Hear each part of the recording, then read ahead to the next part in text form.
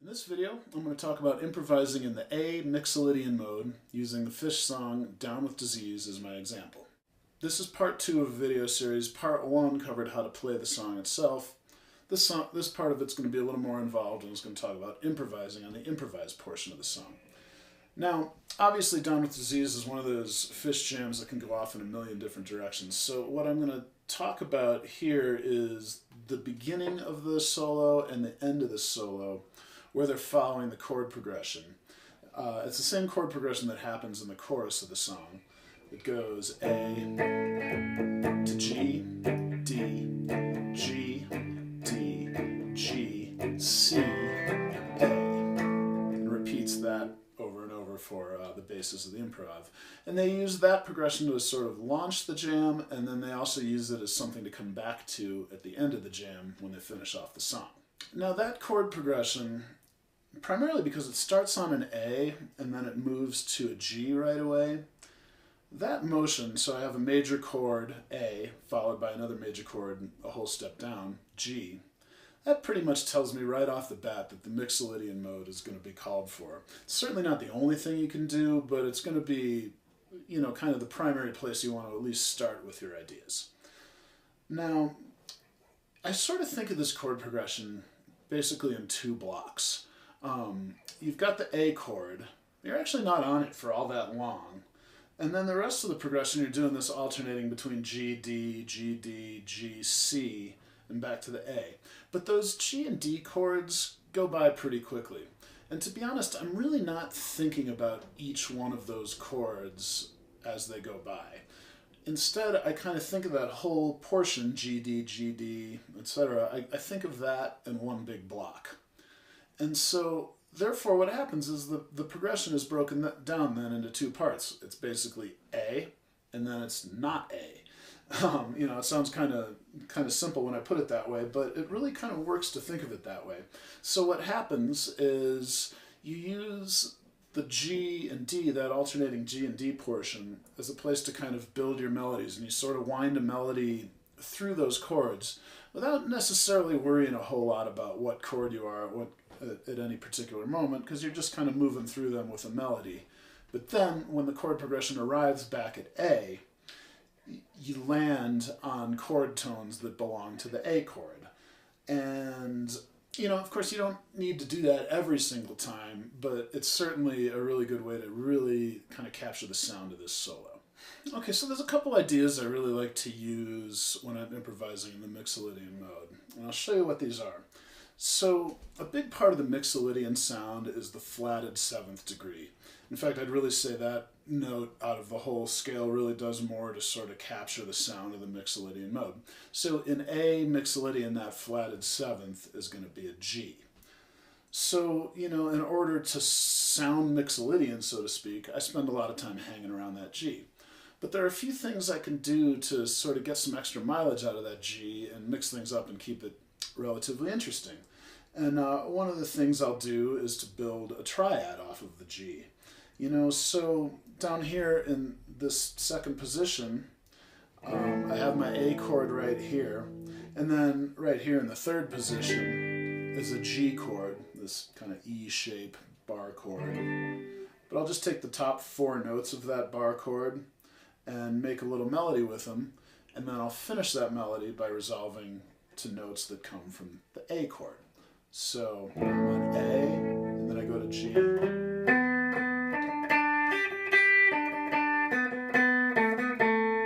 then arrive back at the A.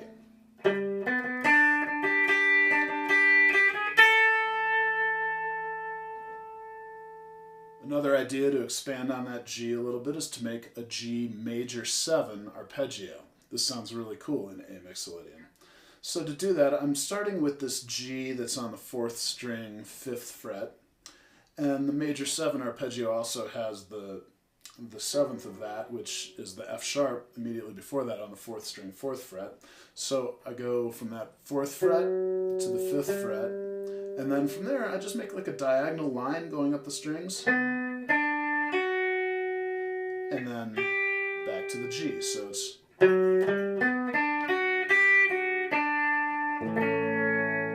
again, I'm going to resolve it back to the A.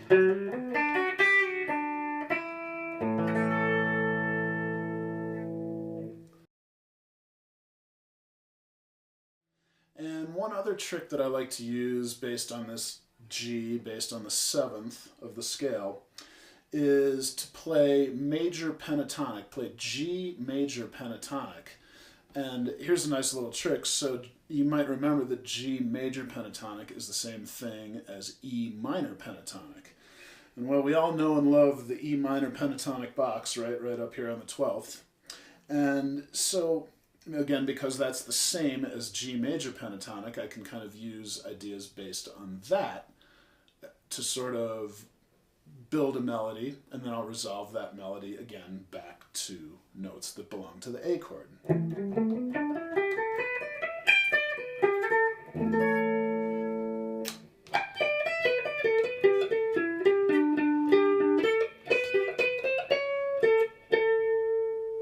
So those can be some handy little tricks that are really easy to remember. So I'll put it really succinctly. You can go to the flatted 7th in the Mixolydian mode and do major triads off of that flatted 7th. You can do major 7 arpeggios off of that flatted 7th.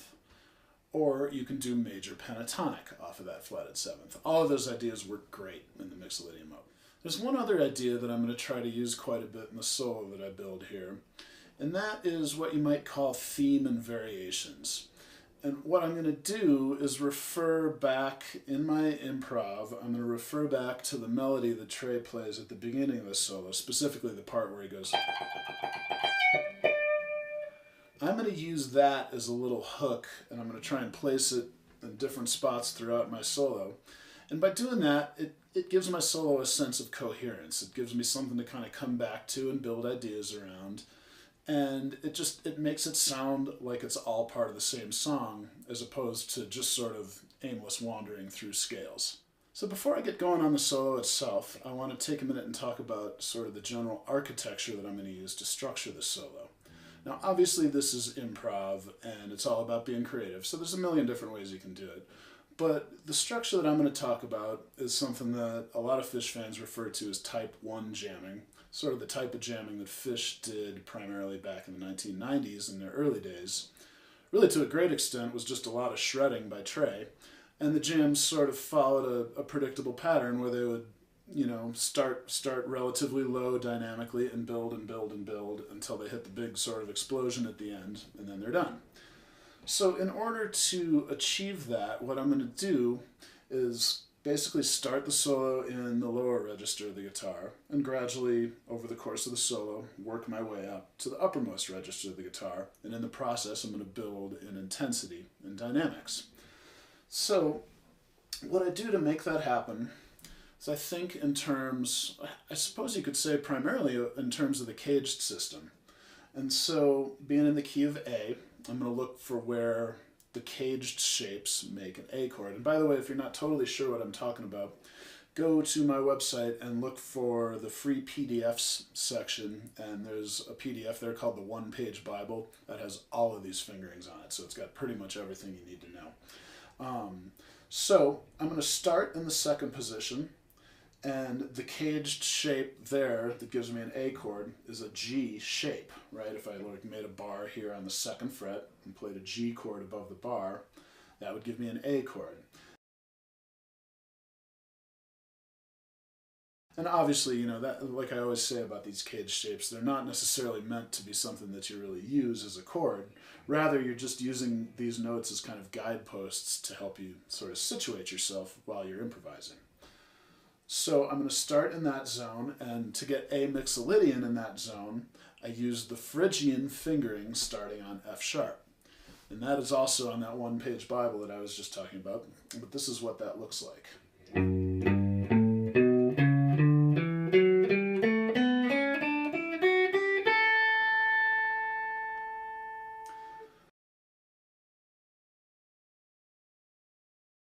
Once I've worked in that section for a while, then I'll move up to the 5th position.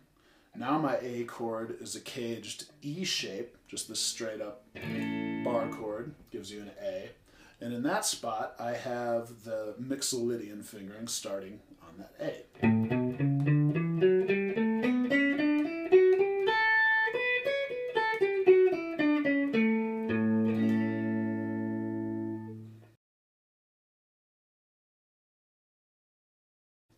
After I've worked in that position for a while, then I'll move up to ninth position.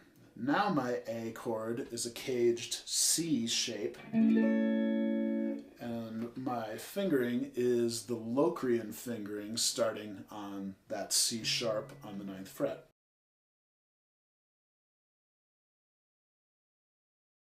Looks like this.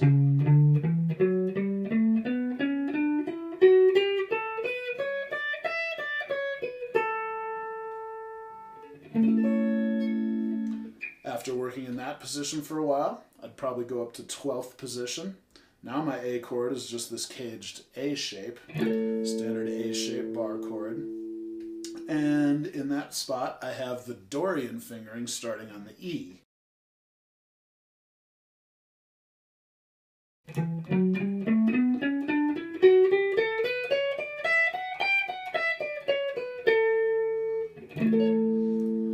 And that's also where I have that E minor pentatonic fingering that I was talking about earlier.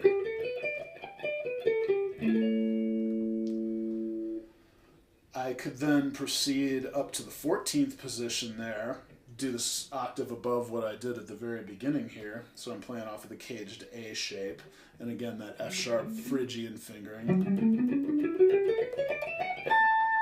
And then finally I'll finish off by going all the way up into the 17th position, and I'm playing essentially what I was doing down here in the 5th position off of this A chord, but I'm doing it an octave higher up on the 17th fret.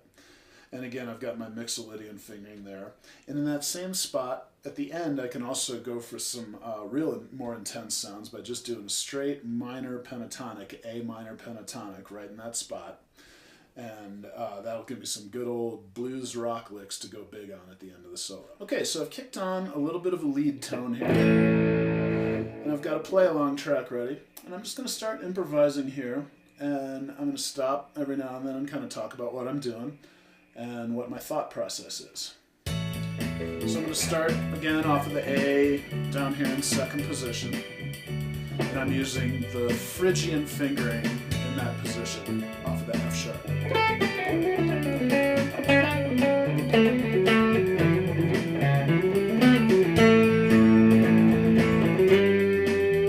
There's that G, the flatted 7th that I was talking about.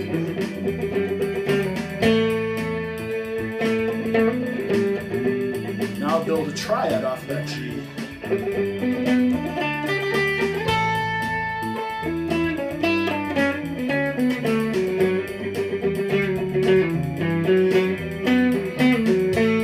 Now I'll try a G major 7 arpeggio.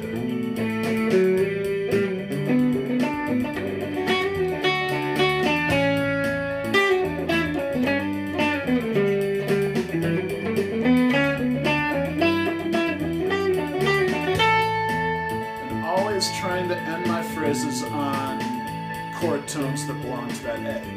And I guess I should say you don't want to always do that, but it's a good way to get started in this kind of concept. Alright, so now I'm going to move up to the 5th position and play some more ideas.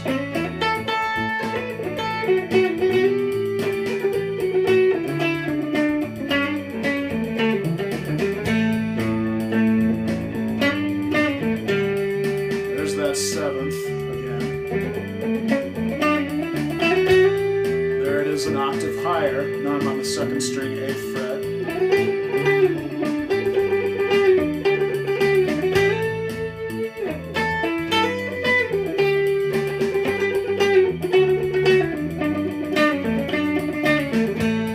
That was a little more of that theme and variations thing that I was talking about, hinting at that melody.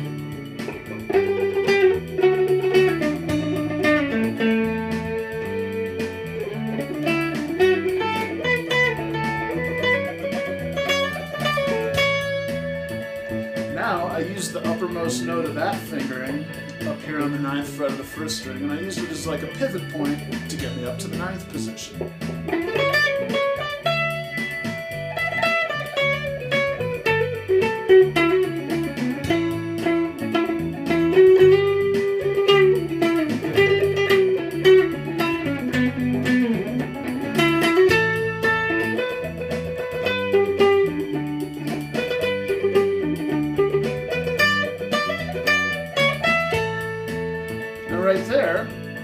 just used the G triad that's here on the 12th fret, 2nd, 3rd, and 4th strings, plus this note on the 10th fret.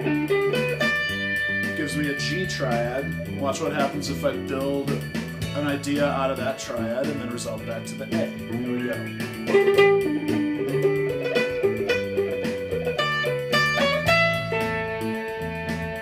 Now when I get to the uppermost part of that position, here on the 12th fret 1st string, I'll use that as a pivot point to get me up in the 12th position. Now I have the E Dorian finger.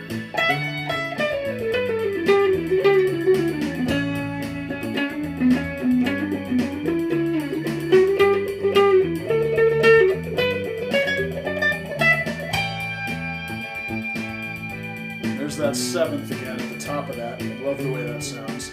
And I also have the E minor pentatonic in this position.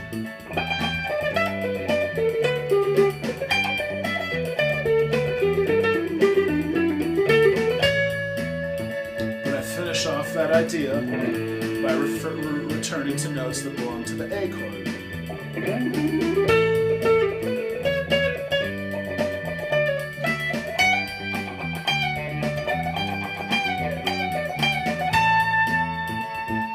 Now I'm in the 14th position and I'm back in that Phrygian finger. And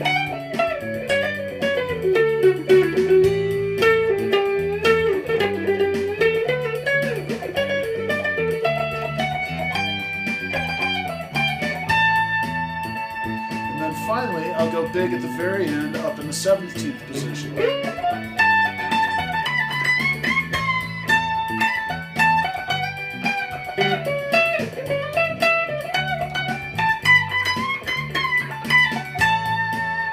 Same position, I can now really kind of get some real intensity by going for the minor pentatonic scale. So what I'll do is play a lick in the Mixolydian mode, and then I'll follow it up with some licks in the minor pentatonic.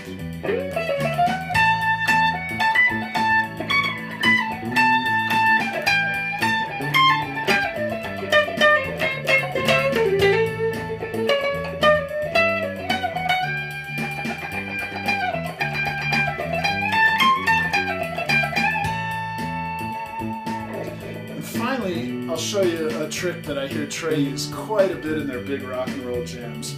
So he'll be going big up in the highest register of the guitar, but then suddenly he'll just nosedive an octave down and go for some straight up A minor pentatonic, sort of blues rock, Clapton type guitar licks. I'll show you what I mean. So I'm going to work up in the upper register for a while.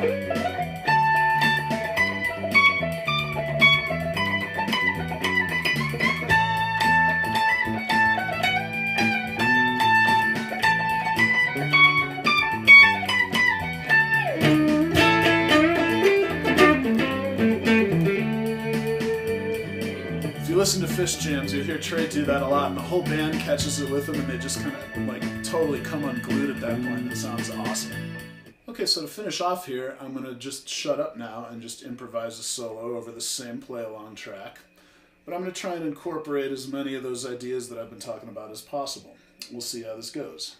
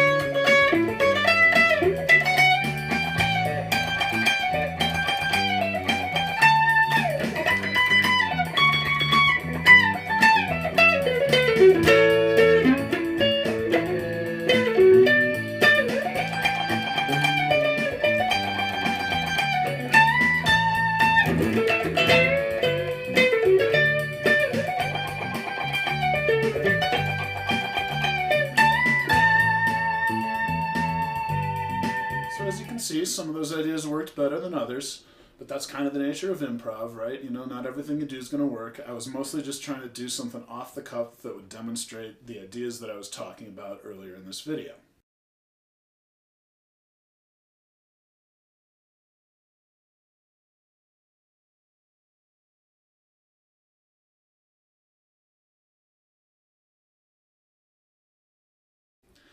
So go to my website, highcountryguitar.com. You can find all the tabs for that song and a bunch of other songs as well. All kinds of practice materials and tutorials, etc.